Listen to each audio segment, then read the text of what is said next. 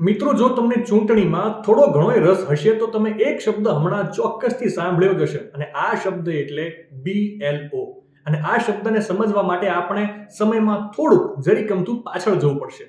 હવે થયું છે એવું કે ચૂંટણી પંચે બિહારમાં SIR એટલે કે સ્પેશિયલ ઇન્ટેન્સિવ રિવિઝન અભિયાનમાં સફળતાપૂર્વકના સપાટા બોલાવ્યા પછી એવું વિચાર્યું કે ભાઈ આટલે થોડું અટકવાનું હોય, એટલે ચૂંટણી પંચે 4 નવેમ્બરથી ગુજરાત સહિત દેશભરના 12 રાજ્યોમાં આ અભિયાન શરૂ કરવાનું નક્કી કરી લીધું.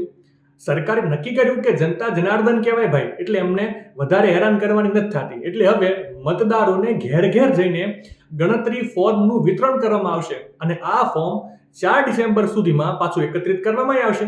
અને આ પ્રક્રિયા દરમિયાન BLO 1-2 નહીં પણ 3 વાર મતદારોના ઘરે જશે. સરકારે જાહેરાત તો કરતા કરી દીધી, પણ લોચા ત્યાં લાગી ગયા કે જ્યારથી સરકાર પર મતદાર યાદીમાં ગોટાળાના આરોપો લાગ્યા છે ત્યારથી હવે BLOની ભૂમિકા પર સવાલો ઉઠી રહ્યા છે. અને સવાલ તો ઉઠે ને ભાઈ, 1-2 વાર નહીં, 3 વાર BLO મતદારોના ઘરે જઈને બધું ચકાસે, બધું ચેક કરે, છતાંય જો ભૂલ થાય એટલે ચર્ચા તો થવાની છે.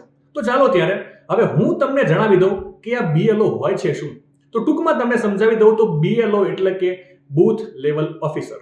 કોઈ અધિકૃત સરકારી કર્મચારીને જિલ્લા ચૂંટણી અધિકારીની કચેરી તરફથી BLO તરીકે નિયુક્ત કરવામાં આવે છે, અને ત્યારબાદ BLOને એક ચોક્કસ સેગમેન્ટ નંબર સોંપવામાં આવે છે, અને તે વિસ્તાર માટે મતદાર યાદી આપવામાં આવે છે. અને ત્યારબાદ BLO સમયાંતરે એ યાદીને અપડેટ કરે છે, જેથી કરીને નક્કી થાય કે કોણ નવા વિસ્તારમાં સ્થળાંતર થયું છે, કોણ મૃત્યુ પામ્યું છે, અથવા કોણ વોટ આપવા માટે લાયક થઈ ગયું છે, મતલબ કે 18 વર્ષનું થયું છે. BLO એ લિંક છે, એક એવી સત્તા જે મતદાર યાદીમાં નામ ઉમેરવા, અપડેટ કરવા અથવા કાઢી નાખવાની પરવાનગી આપે છે. ટૂંકમાં એવું કહેવાય છે કે BLO તેમના વિસ્તારમાં મતદાર યાદીને અપડેટ રાખે છે, કાં તો મતદાન મથકો પર કેમ્પ દ્વારા અથવા તો ઘરે ઘરે જઈને. માહિતી સારી લાગી હોય તો રીલને વધારે શેર કરજો, અને આવી જ અવનવી માહિતી માટે સંદેશ ડિજિટલ સાથે જોડાયેલા રહેજો.